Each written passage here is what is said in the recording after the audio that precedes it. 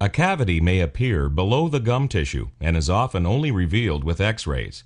It is not possible to restore this cavity since the gums prevent access.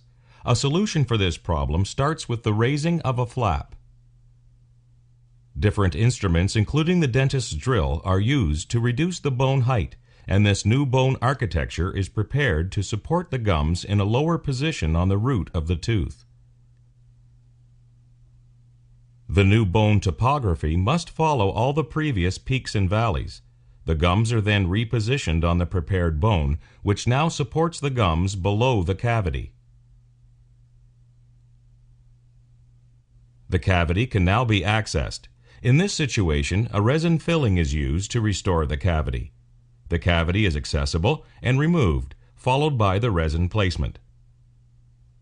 The reason the procedure is called crown lengthening is because the crown tends to look longer after the procedure.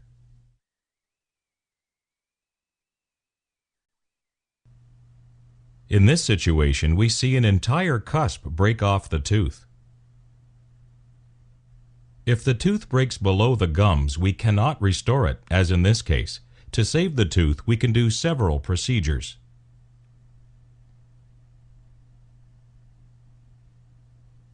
First, we raise a gingival flap for access.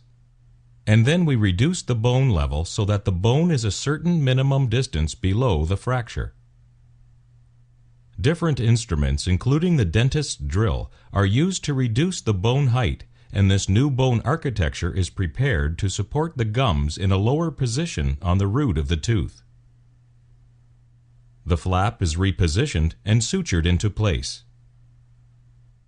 After healing, the tooth can now be restored. In this situation, a light cured resin filling is used first to replace the lost cusp. This may be adequate in some situations, but the best way to restore a tooth with a large fracture is with a crown. The tooth is prepared and the crown cemented on top.